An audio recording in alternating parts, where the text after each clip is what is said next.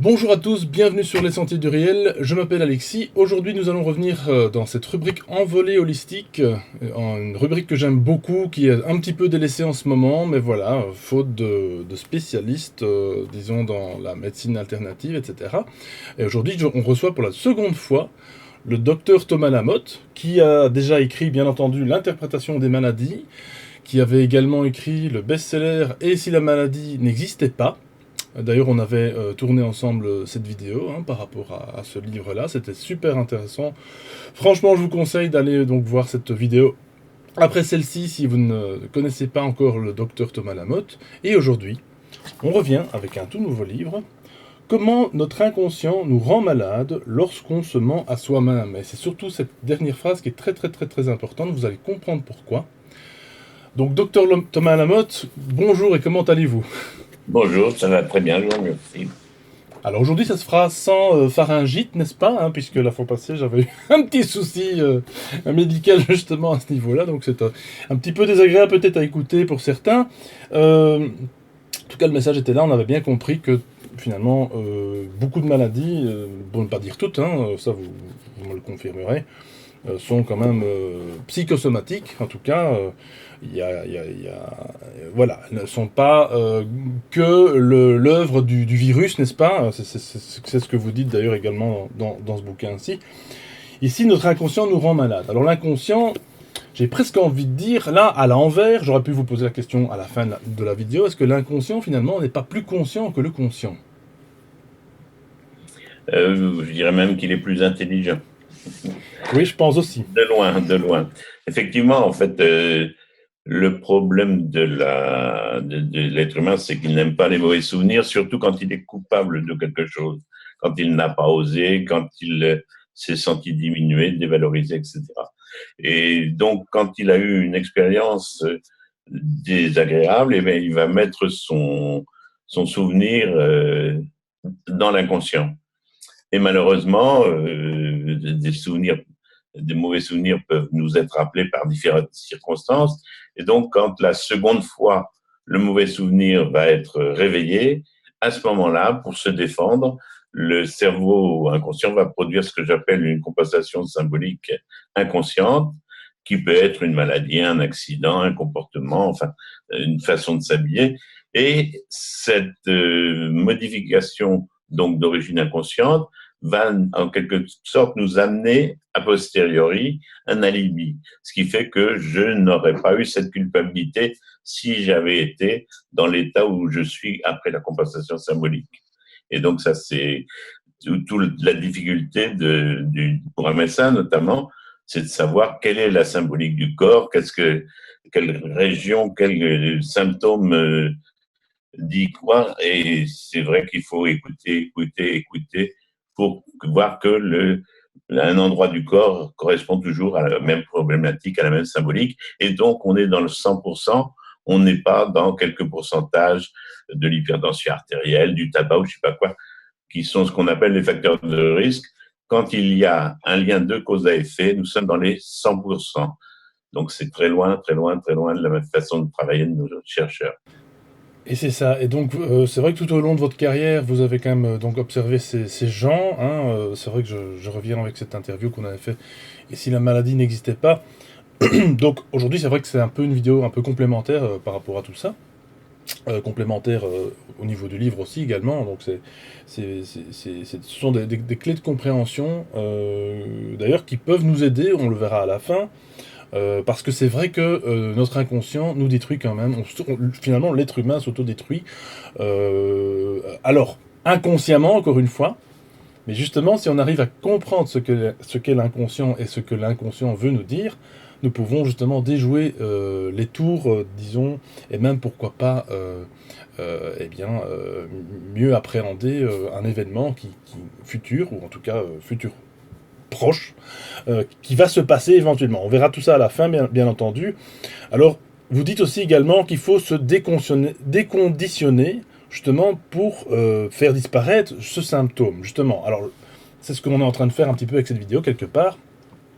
Pour les personnes qui ne connaissent pas encore cette clé, cette fameuse clé de compensation symbolique inconsciente, j'aime beaucoup le terme, et symbolique n'a jamais été aussi fort, puisque en plus de ça, on va voir que au niveau des couleurs des vêtements, ça a un impact. Au niveau de chaque organe, ça a un impact également. Chaque organe du corps, bien entendu. Ça va très très très loin, en fait, docteur. Hein. Alors, comment, justement, on va peut-être le redire, vous l'aviez déjà dit dans l'autre vidéo, vous êtes peut-être l'un des rares médecins à avoir pu écouter et à avoir pris le temps d'écouter les gens. Au détriment de l'argent, au détriment du business, hein, on va dire, puisque on sait qu'actuellement, les médecins ne vous écoutent de toute façon en général plus, ou n'ont plus le temps, en tout cas le temps qui est de l'argent, bien entendu. Et vous avez pu justement prendre ce luxe d'écouter les patients, ce qui vous a permis finalement d'étudier voilà, une alternative, mais tout à fait scientifique, hein, cela dit. Hein. Comment est-ce que vous avez pu, tout d'un coup, comment avez-vous pris conscience qu'il fallait justement écouter les patients plutôt que de les éjecter au bout d'un quart d'heure? Bon, il y a une histoire qui est très marquante quand même dans mon cursus. Je suis médecin hospitalier et donc pendant les vacances d'été, je suis utilisé entre guillemets pour mes compétences dans un parelmonial, dans un pèlerinage. Et là, j'emmène une dame qui est paralysée de ses jambes à vie, en petit fauteuil, à la prière. Et le lendemain, je vois cette femme qui remarche toute seule, sans aucun aide, sans aucune canne et sans aucune intervention de guérison, entre guillemets. Donc, qu'est-ce qui s'est passé? C'est forcément passé quelque chose dans sa tête. Donc, à la faculté, on ne nous a pas appris qu'on pouvait observer dans l'exercice des miracles, et c'est pour ça que j'ai décidé d'aller travailler en ville pour avoir le temps d'écouter comme je le voulais, et avec l'accord des patients, bien sûr. En général, un patient, je l'examinais classiquement comme un neurologue le fait, et bien souvent, les gens terminent la consultation, mais docteur, d'où est-ce que ça vient? Et à ce moment-là, je sautais sur l'occasion pour leur dire, vous voulez vraiment le savoir?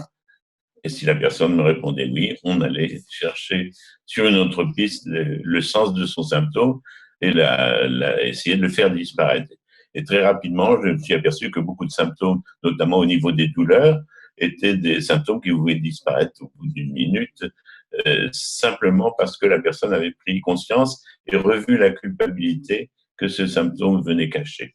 Donc c'était assez fantastique. N'importe quelle douleur est un fort contact symbolique. Hein, et il vient parce que justement, on n'a pas eu le fort contact réel que l'on souhaitait. Et donc, à partir de ce moment-là, on va chercher du côté de la rancune vis-à-vis d'une personne. Et c'est une bonne piste qui peut nous faire guérir spontanément jusqu'à 90% des douleurs, on va dire. Oui, c'est ça, exactement. Et c'est vrai que quand on prend conscience de ça, c'est finalement la peur disparaît, puisque on sait très bien que la peur est aussi un grand facteur de maladie. Enfin, pour ma part, hein, c'est vrai que quand on entend toutes ces maladies autour de nous, tous ces gens qui sont comme ça, voilà, qui ont des gros bobos, hein, parce que bon, c'est. Alors, justement, on parle de gros bobos, mais on parle aussi de petites coupures insignifiantes. Même ça, ça a un impact. Il y a quelque chose qui m'a vraiment, vraiment frappé. On peut prendre un exemple. De toute façon, on va prendre quelques exemples lors de cette interview, parce que il y a rien de mieux que pour illustrer, disons. Disons que cette étude que vous avez faite, donc, c'est cette dame donc, qui se fait griffer par son chat, donc à la main, et c'est, si je ne m'abuse, de la main droite, je crois, c'est ça? Oui, non, c'est de l'autre côté, c'est pas grave. C'est la main gauche. La main gauche, c'est le dos de la main, et Oui, c'est juste en oui, dessous de l'index. Voilà, voilà, c'est ça ici. un peu plus vers l'index. Et donc, effectivement, quand je fais raconter l'histoire de cette dame-là, je m'aperçois qu'elle a eu une altercation avec son mari avant, et le mari a dit que sa fille était allée beaucoup trop loin et qu'il ne voulait plus lui parler. Ce qui a beaucoup touché la femme, effectivement. Et donc, le chat, il lui a sauté dessus et a griffé à cet endroit-là dès qu'elle a été au repos chez elle.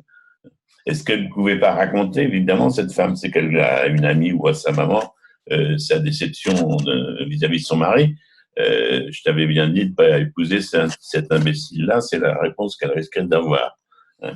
Donc, effectivement, c'était un climat assez tendu. Et donc, là, effectivement, en comparant cette expérience avec ce chat à d'autres expériences de chat, notamment, j'avais la photo sur mon bureau et un jour, j'ai un petit bonhomme de 8 ans à peu près qui m'a dit « Mais c'est la main de maman, ça ?»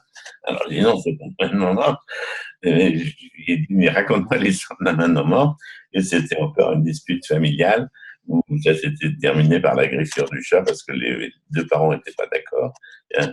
Et effectivement, chaque fois que j'ai trouvé dans cette zone-là quelque chose, c'était une histoire de contact entre le parent et l'enfant qui n'avait pas été correct, qui n'avait pas été juste, ou qui mettait en difficulté. J'ai vu par exemple une femme qui avait à la main droite une tache marron, donc un petit peu comme un coup de soleil, puisque le marron, c'est pour notre brutissement.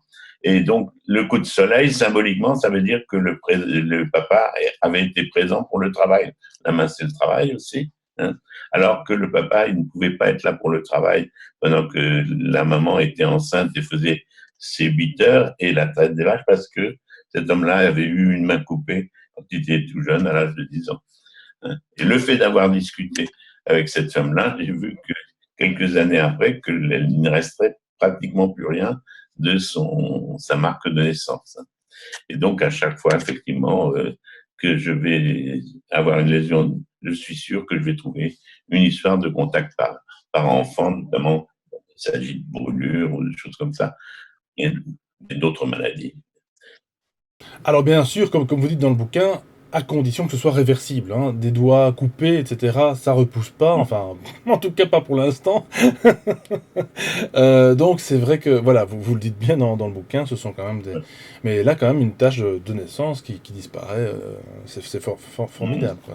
Enfin, c'est tout au moins inattendu, mais après, effectivement, ma grosse difficulté au début, c'était de croire, de trier les pathologies qui, à mon avis, pouvaient guérir et d'autres pas.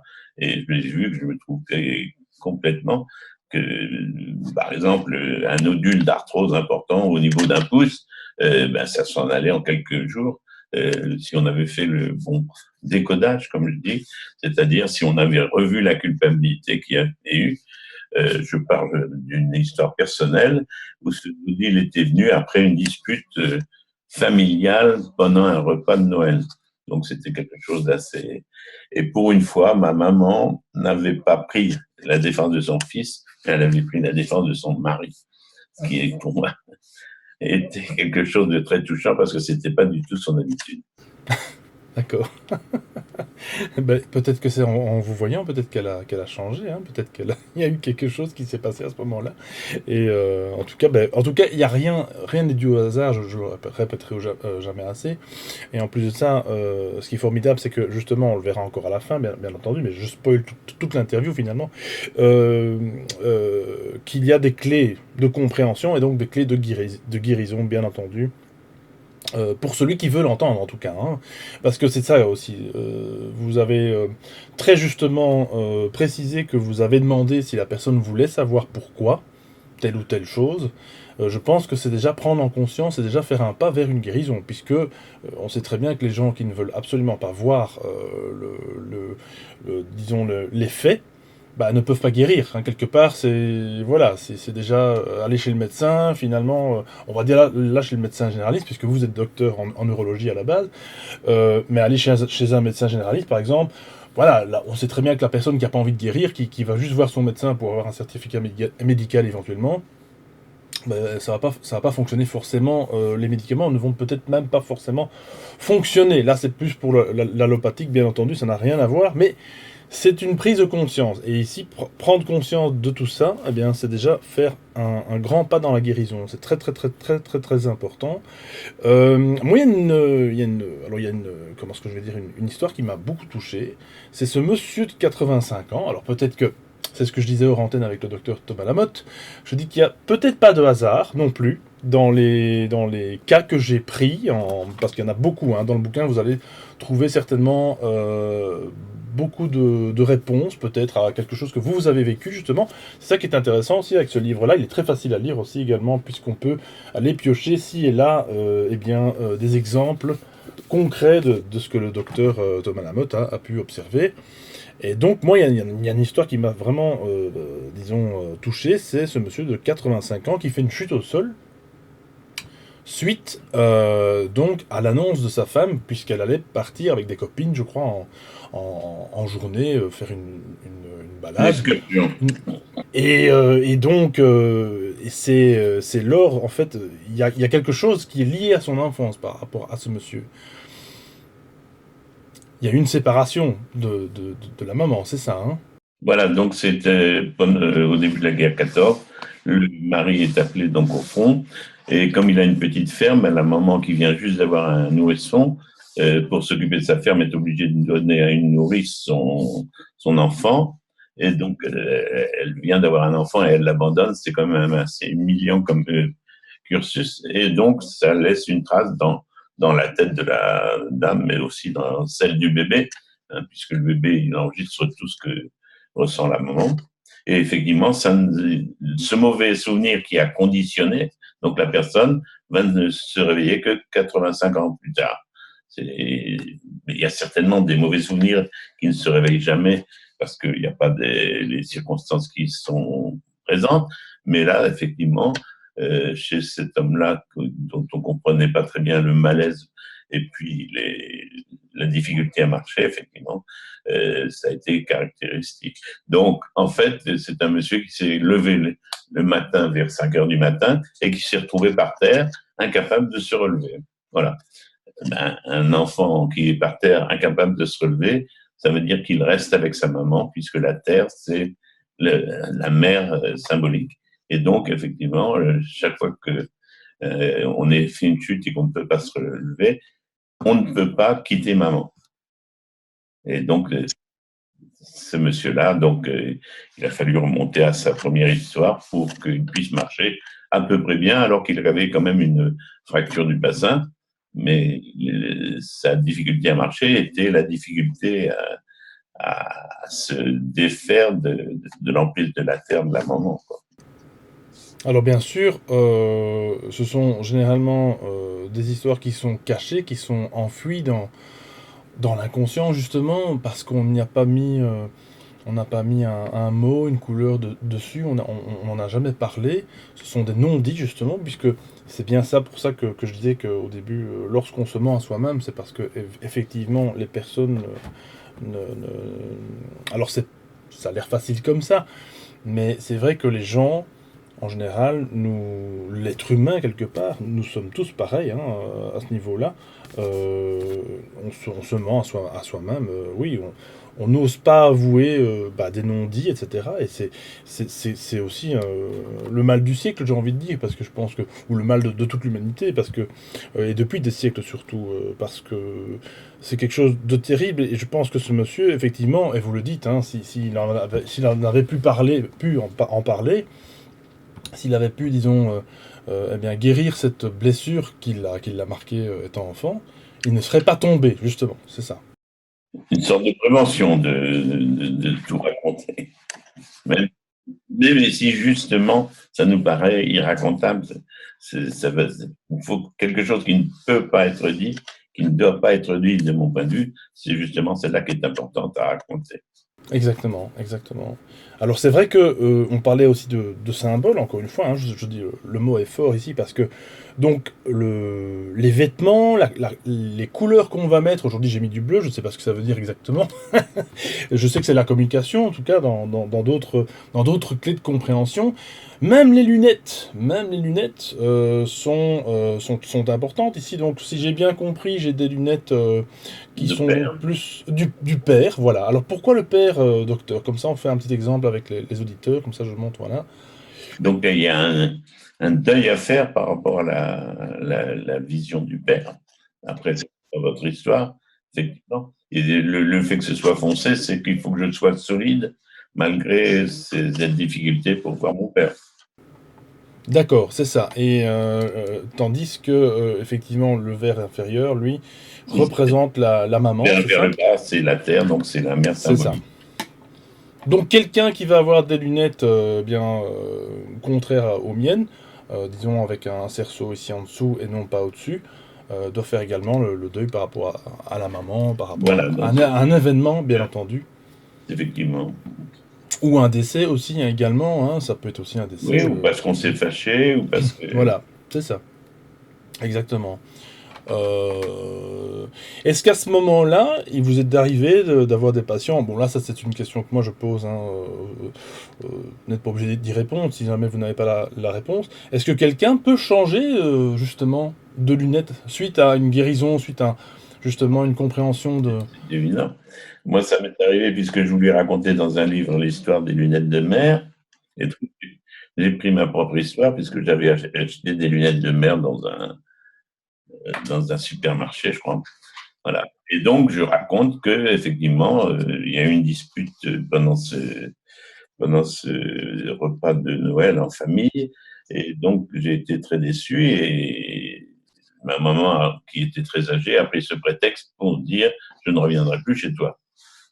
Voilà. Donc, je ne la verrai plus de près. Et donc, je racontais un peu toute ma culpabilité, parce que ça se fait pas à Noël de lancer des bagarres familiales comme ça, où tout le monde pleure et tout le monde s'insulte. Euh, à la fin de cette confession, entre guillemets, bien, j'ai tout simplement posé mes lunettes par terre pour aller faire je ne sais pas quoi. Et je suis revenu 10 minutes après, j'ai marché dessus et je les ai écrabouillées. Je n'en avais plus besoin.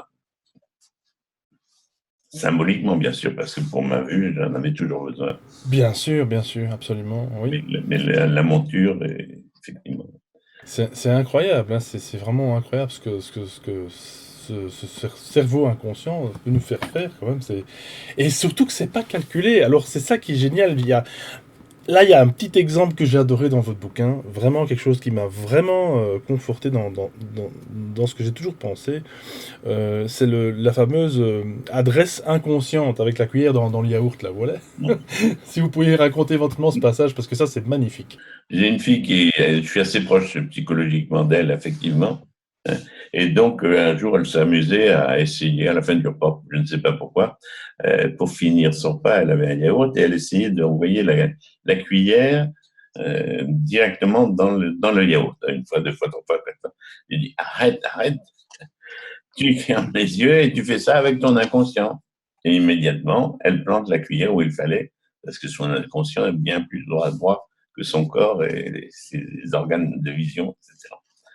Et ça, c'est au millimètre près tout ce que nous fait un inconscient. Au millimètre près, C'est tout à fait, étonnant. exactement. C'est pour ça que je voulais vraiment souligner cet exemple, parce que c'est vraiment un petit exemple facile à comprendre aussi également, parce que voilà, je pense que j'espère quand même que ça va aider aux personnes à comprendre que chaque mouvement, chaque décision qu'ils font dans leur vie, dans leur quotidien, est vraiment régie par ça, finalement, quelque part, par cet inconscient.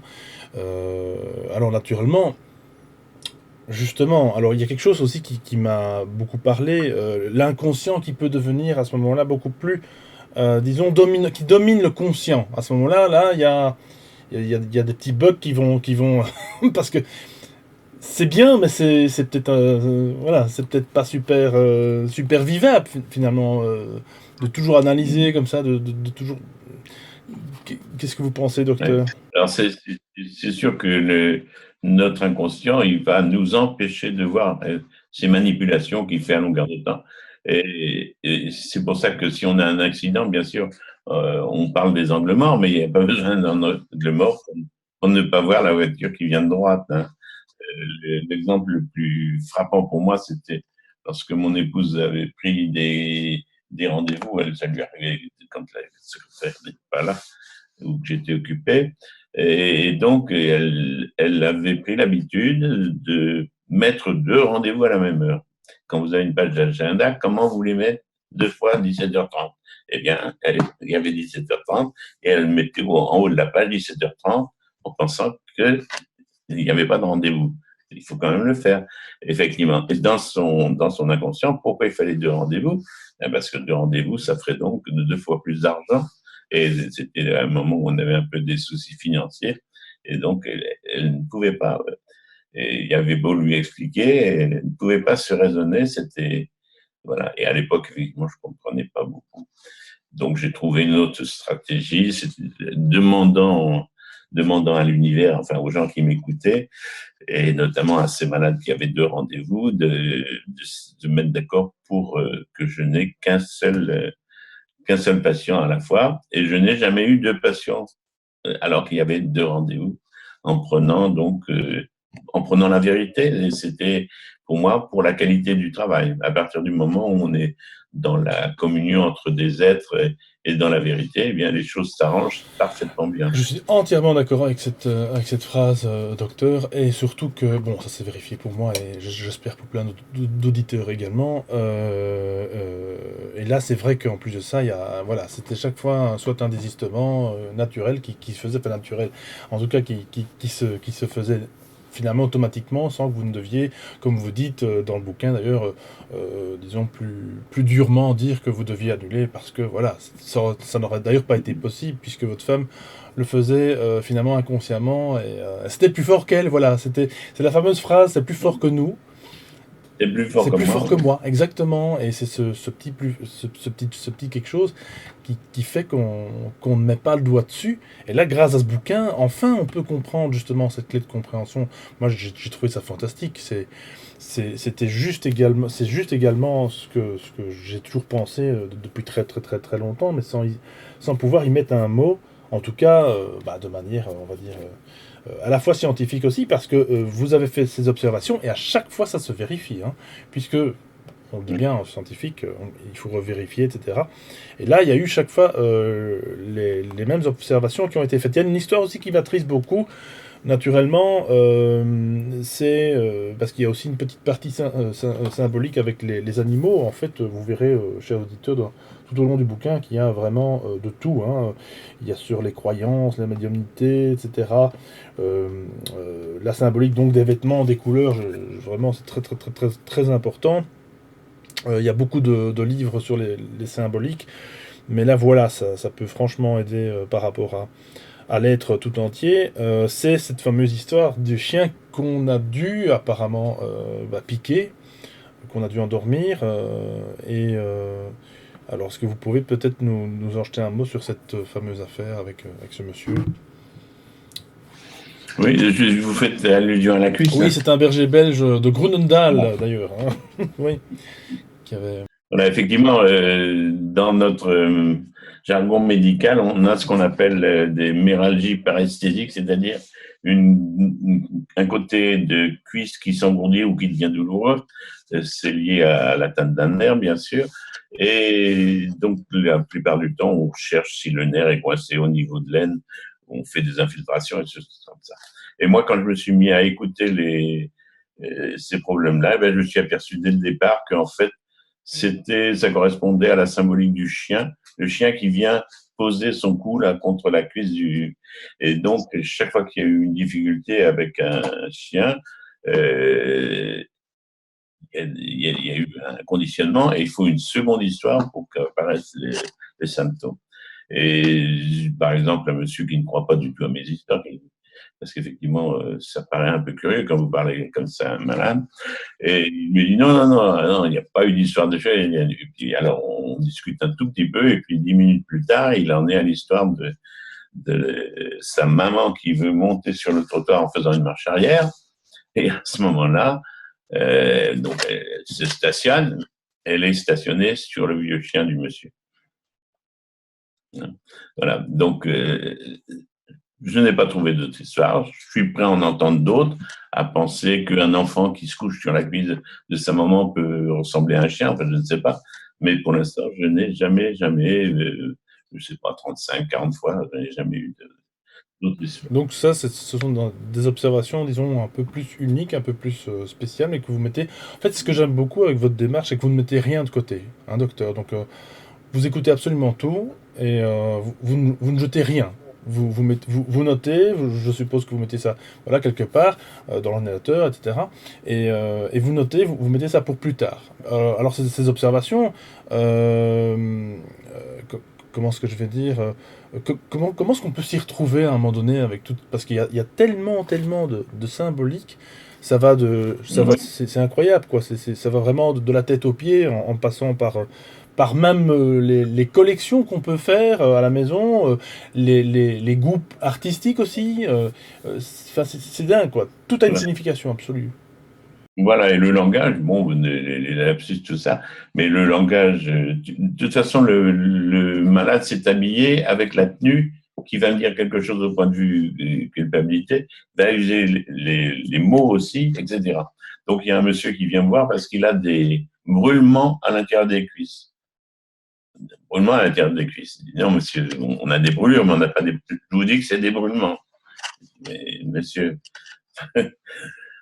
bon, alors, ben non, puis c'est très gênant et j'ai ça depuis des mois et faut guérir ces brûlements. Ben, donc, on va aller.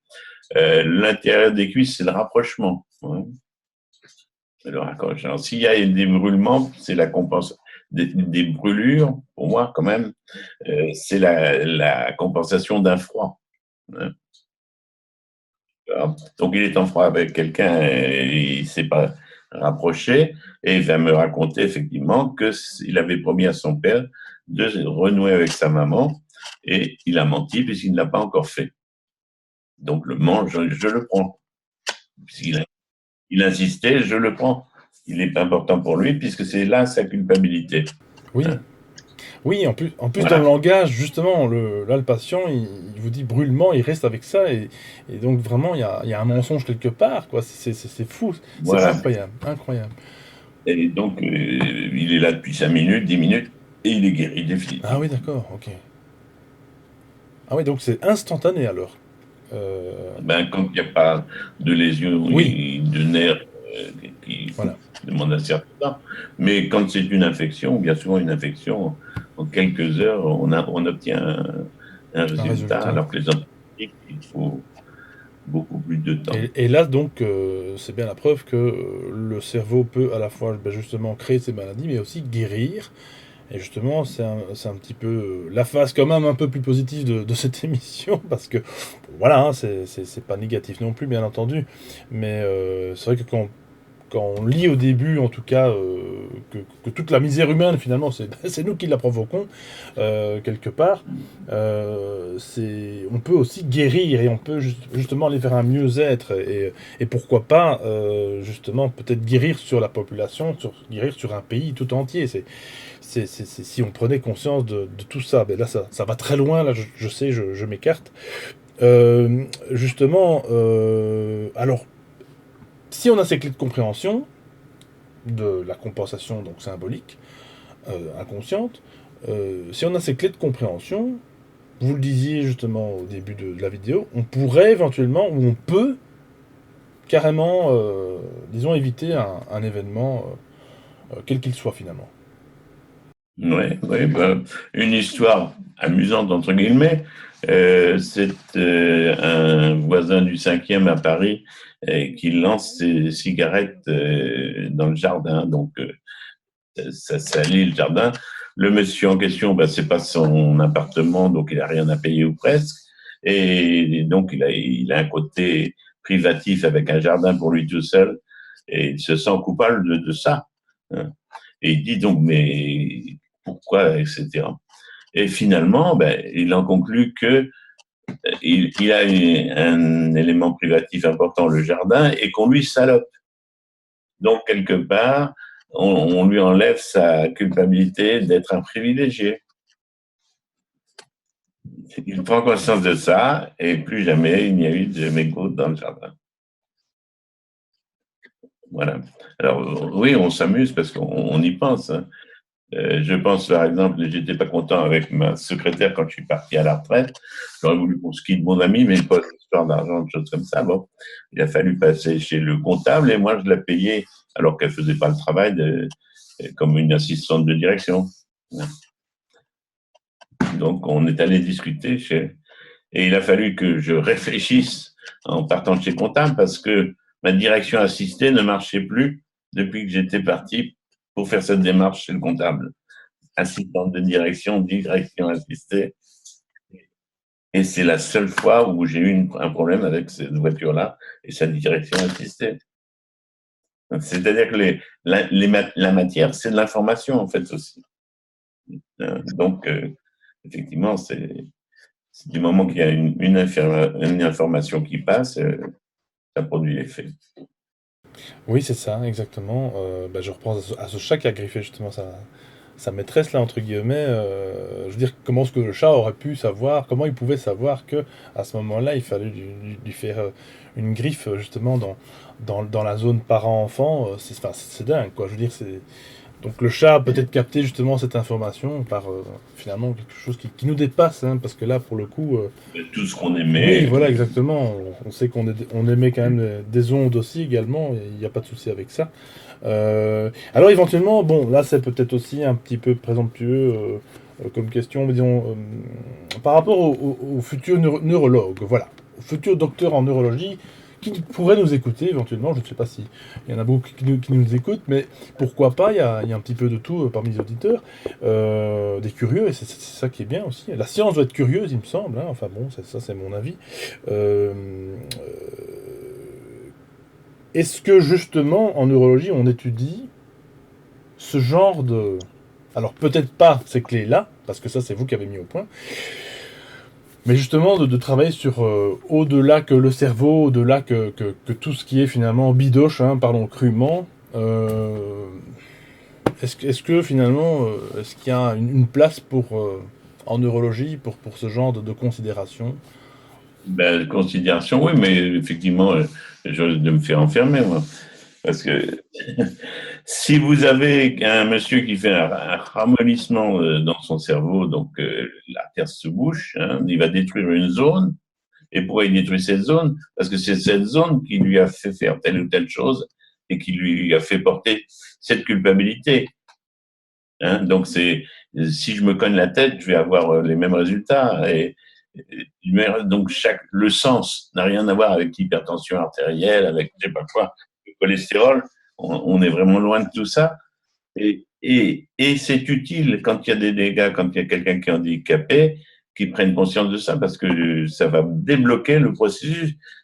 Parce que c'est pas avec mon traitement anti-hypertenseur que je vais enlever une culpabilité. On est bien d'accord. Absolument. Donc, alors que ben, je ne sais pas ce qui va se passer si la personne fait l'aveu, la confidence. Hein. Et on peut faire les confidences pour les autres. Parce que si je l'ai pas mis sur ce bouquin-là, mais sur le précédent, moi j'aime bien cet exemple-là. C'est une maman qui amène chez l'orthodontiste son enfant de 8 ans, hein, mais en fait qui s'accuse tout le temps parce que l'enfant est infernal et elle dit qu'elle est nulle comme maman, enfin, elle ne peut rien faire du tout. Voilà. Et la consultation se termine là-dessus. Et 4 semaines plus tard, au réveil, l'enfant est adorable et ses dents se sont mis en place. Et c'est la maman qui a parlé, qui a fait la confession. Donc c'est la confidence de la maman qui était responsable quelque part du mauvais comportement de son enfant et du mauvais positionnement de ses dents. Et chacun donc peut, s'il le veut, prendre cette responsabilité au lieu de traiter son voisin qui met des mégots, de dire mais non, c'est mon problème, c'est ma culpabilité à moi. Et à ce moment-là, on va voir qu'il va y avoir une solution possible. Ça, c'est magnifique, je dirais comme presque conclusion, parce que voilà, c'est de ne plus accuser l'autre, alors même si l'autre nous a fait du mal, effectivement, je crois qu'il est temps de reprendre, eh bien, disons, un petit peu nos responsabilités, et de se dire que tout ça ne serait pas arrivé sans nous non plus également, parce que je crois qu'on a forcément, eh bien, une part de culpabilité aussi. Je pense que si on se respectait un petit peu plus, en général, hein, je pense que si on oserait dire non, ça c'est le grand aussi, c'est un grand débat, le fameux non, je refuse à quelque chose qu'on n'a pas envie de faire et pourtant qu'on va faire parce que soit c'est demandé par notre patron, par notre femme, par notre mari, par je ne sais qui et quelle autorité, eh bien je pense que si on arrivait à résoudre ça, on pourrait ne pas devoir subir ces souffrances qui vont s'endormir quelque part dans l'inconscient et peut-être se réveiller plus tard et se traduire justement par donc un accident, une séparation, bref, de la boulimie, pourquoi pas, parce que de toute façon, encore une fois, qu'importe finalement le mal, dès qu'il se produit, ben, on peut l'éviter avec cette clé de compréhension. Alors moi je veux bien, docteur, mais vous êtes là, vous avez fait ce bouquin, je suppose, peut-être encore vous consulter ou poser des questions, je ne sais pas comment ça marche, mais alors qui va reprendre le flambeau de tout ça après vous? Comment ça va fonctionner ça? Parce que on a besoin de gens comme vous. Mais c'est Voilà. vrai ça. C'est le gros problème. C'est le gros problème. Et donc là, depuis 2 ans, on a mis en route un enseignement, j'avais commencé avant, mais qui se veut avec 5 cycles de jours, euh, et qui permet donc d'étudier les règles principales, hein. Il n'y a pas besoin d'être spécialiste, d'avoir un prérequis, on va dire. On n'a pas besoin d'être thérapeute ou médecin, ou si on peut être aussi bien ingénieur ou malade. Voilà. Et donc, il y a des règles qui sont très précises, hein. Les médecins ne connaissent pas la réponse à un imprévu. La réponse à un imprévu, c'est 6 mois, hein. Donc, effectivement, comment voulez-vous poser la question qu'est-ce qui s'est passé il y a 6 mois si vous ne savez pas que ça existe, hein? Voilà. La même chose, c'est les couleurs. N'importe qui peut poser une couleur une fois qu'il a compris. Vous avez une petite fille qui a une douleur terrible de tout son membre inférieur qui descend jusqu'aux orteils, et puis vous ne trouvez rien à lui faire raconter comme histoire. Alors, la petite jupette, elle est vert clair. Vert clair, ça veut dire vert, c'est l'espérance, et blanc, c'est le deuil de la mort de l'espérance, hein. Voilà. Et donc, avec sa petite jupe, elle me dit qu'elle n'a plus à espérer la rencontre avec quelqu'un. Voilà. Et effectivement, quand je fais ma petite phrase, la maman qui est là, elle dit Fabrice. Effectivement, sa petite culpabilité, c'est d'être à moitié amoureuse de ce gamin d'une dizaine d'années comme elle. Et Fabrice, ben, il est parti à l'autre bout de la France puisque son père est parti travailler. Et voilà. Et donc, sa douleur qui durait depuis des mois et des mois disparaît immédiatement. Rien qu'à partir de la couleur de sa jupette. Incroyable. Oui, oui, oui, oui.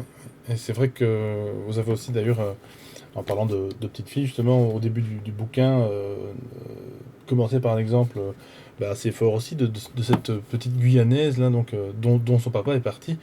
Et là, on revient avec la symbolique de nouveau, puisque c'est le sujet de la vidéo et de l'interview, et de votre étude aussi, avec donc ces lunettes rouges, son fameux Des lunettes nœud de terre, noir. oui, oui. Oui, des lunettes de père en plus, oui, voilà, c'est ça, on revient toujours avec ta lunette de père. J'espère que vous avez compris lesquelles il s'agit maintenant. Donc celle avec le cerceau au-dessus, et effectivement, son papa était absent quelque part. Et donc ce fameux nœud noir représente, eh bien, finalement, un deuil, mais qui n'est pas Je la fait, porte, puisqu'elle le porte. on ne peut pas renouer, on ne peut pas renouer, il faut que je Voilà. sorte cette Oui, idée-là. oui, donc c'est incroyable. Alors, vous allez me dire, peut-être qu'il y a peut-être des gens qui vont vous poser, oui, mais alors, que faites-vous d'un accident de car où il y a 40 personnes et qui décèdent tous le même jour, de la même manière? Est-ce qu'ils avaient tous le même problème? Est-ce que... Bon, là, Ben, le c'est... problème des morts, c'est que je ne peux pas les interroger. Voilà. En plus, déjà de un. Sauf C'est si sûr, on mais passe par la... à partir du moment où vous êtes certain dont le processus se met en route, voilà. Par exemple, les accidents d'avion, j'ai vu qu'il y a des séries d'accidents d'avion qui se correspondent. Sharm el-Sheikh, non, oui, peut-être. Enfin, il y a un avion qui était en Israël, un avion qui était au Brésil, hein. Il y a eu une autre histoire c'était un commandant, un second plutôt, allemand qui a piqué volontairement son avion, hein. Mais on s'aperçoit que dans ces vols-là, il y a des gens qui ont manqué leur avion parce qu'ils n'avaient pas le conflit, ou inversement, il y en a d'autres qui n'ont pas pris l'avion, alors qu'ils auraient dû le prendre parce qu'ils l'avaient raté, et qui sont morts. Donc, pour moi, c'est tout à fait parlant que ça se met en place comme ça. Oui, oui, oui. Alors c'est vrai que, bon, comme vous dites, ça va pas nous ramener les victimes. Cependant, bon, encore une fois, avec cette clé de compréhension, on peut déjà, disons, un petit peu peut-être relativiser un peu plus tout ce qui nous arrive dans la vie et nous aider effectivement à ne peut-être pas reproduire tous ces schémas, parce que finalement, c'est très cyclique également. Ce sont des gens qui reproduisent très souvent et inconsciemment, encore une fois, telle ou telle douleur ou qui se la prennent en pleine poire. Et voilà, mais je pense que en tout cas, euh, mettre le point sur ces douleurs peut-être passées, ou peut-être des douleurs qu'on ne connaît pas malheureusement, puisque dans les familles, on sait très bien que tout n'est pas dit non plus également. Donc là, le problème, c'est comment aller commencer à interroger ses parents, pour le peu qu'ils sont encore vivants, sur telle ou telle chose. Voilà, je pense que demain, on va pas tous commencer avec une petite lampe. Bon, alors maman, tu vas où, papa? Tu vas m'expliquer là, à ce moment-là qui... Pardon, je vous interromps parce que c'est ce que je fais maintenant. De façon automatique pour les enfants. Parce que, en fait, au lieu de soigner la rougeole ou je sais pas quoi, avec ta maladie, ton symptôme, qu'est-ce que tu fais, hein? Et par exemple, une dame me dit, sa petite fille est allergique au lait à partir de l'âge de 5 mois, donc elle est pas bien, elle fait un malaise, elle devient complètement écarlate chaque fois qu'on lui donne du lait, hein. Et donc, on la soigne depuis 10 ans ou 15 ans pour une allergie au lait. Moi, qu'est-ce que je fais? Je lui dis, madame, quelle est la personne que vous ne pouvez pas regarder et avec laquelle vous ne pouvez pas avoir un face à face normal? Elle s'effondre en larmes, c'est avec sa mère, elle ne peut pas parler à sa mère. Et le bébé, avec sa figure toute rouge, lui amène l'énergie du face à face. Et les enfants sont adorables. Un enfant qui est mal formé, il vient faire cette malformation pour déculpabiliser sa maman enceinte et il lui donne sa vie d'handicapé. On est aussi dans un sacré mystère, là. Ah oui, un sacré mystère, comme vous dites. En tout cas, c'est très magique quelque part aussi. Moi, voilà, je trouve que ce côté de vie-là, il faut vraiment le prendre en considération. Se dire que tout est symbole autour de nous également, hein, ça c'est clair et net. Et en plus de ça, notre inconscient est, on va dire, le moteur de tout ça. Et je pense que si on comprend, encore une fois, cette clé-là, si on l'a en nous, on peut vachement, disons, supporter beaucoup de choses qui nous paraissent... Le regard change complètement. Absolument, absolument. Et à ce moment-là, oui, de toute façon, comme on l'a dit, on peut peut-être éventuellement éviter tel ou tel événement. Alors naturellement, on ne pourra pas tout éviter parce que ça demanderait un boulot, mais vraiment de conscience constant. Et je pense que on est distrait aussi chaque jour par telle ou telle chose, hein. Voilà, on le sait très bien, on a chacun des vies plus ou moins tumultueuses, on va dire, hein, et donc on n'a pas toujours le temps non plus d'être conscient. Alors il ne faut pas vivre non plus dans la parano, bien entendu. Je pense que c'est simplement, encore une fois, intégrer ça en soi et pouvoir, pourquoi pas, partager ça au plus grand nombre. En tout cas, c'est ce que vous faites avec votre bouquin, donc comment notre inconscient nous rend malade lorsqu'on se ment à soi-même. Et là, j'insiste, aux éditions donc le Jardin des Livres, donc c'est de toute façon disponible sur le site lejardindeslivres.fr. Je mettrai de toute façon le lien comme d'habitude. En tout cas, un tout grand merci, docteur, parce que voilà, ça m'a beaucoup aidé à comprendre plein de choses, notamment les fameuses lunettes, hein, là pour le coup. Que je ne mets pas durant les émissions, il y a peut-être aussi pourquoi pas, il y a peut-être quelque chose avec ça, donc voilà, mais bon, on va se garder d'analyser ça en public. En tout cas, un tout grand merci, docteur, encore une fois, pour vos explications. De toute façon, c'est pas les exemples qui manquent, encore une fois, dans ce livre. Vous avez vraiment plusieurs exemples qui vont vous permettre de repartir sur une base. Et j'espère, pourquoi pas, vous contacter, en tout cas par le biais du site, pourquoi pas poursuivre, peut-être une petite formation par rapport à ça, parce que, voilà, encore une fois, la médecine actuelle, en tout cas ici, occidentale, ne prend pas tout ça en compte. Je crois qu'en Chine, ils sont beaucoup plus axés, bien entendu, avec, disons, le corps humain et au-delà, hein, on va dire, dans son esprit aussi également. Et donc c'est très très très très important, c'est une nouvelle médecine qui doit s'installer, moi je dis. Je pense que c'est vraiment l'avenir. Voilà, Voilà, j'espère mais vraiment. j'ai la chance d'avoir un caractère rebelle. Et Oui, mais il faut je avoir ce cas. Oui, sinon, j'aurais absolument pas pu faire ce chemin-là. exactement, exactement. Je pense que exactement. De toute façon, tout a été mis en place pour que vous arriviez à ce que vous êtes maintenant actuellement. C'est certain, on le sait aussi. Et voilà, il y a encore une fois pas de hasard. Je le dis à chaque fois dans toutes les émissions. De toute façon, quel que soit le sujet, tout est là pour nous faire comprendre qui nous sommes finalement, hein, pourquoi est-ce que nous sommes là, etc., etc. Bref, des questions un peu existentielles, mais qui sont ô combien importantes. Grand merci docteur, et vraiment vous êtes bienvenue sur la chaîne. J'aime beaucoup bien vous écouter, et les auditeurs aussi d'ailleurs. Donc voilà, grand merci d'être venu en 2020 pour cette deuxième émission sur, je répète, comment notre inconscient nous rend malade lorsqu'on se ment à soi-même. Et moi je vous dis de toute façon à tout bientôt. Je vais dire au revoir aux auditeurs. Donc chers auditeurs, comme d'habitude, on se retrouve pour une toute nouvelle vidéo la semaine prochaine. Abonnez-vous, partagez, commentez, likez, faites ce que vous voulez. Moi je vous dis à tout bientôt. Ciao, salut.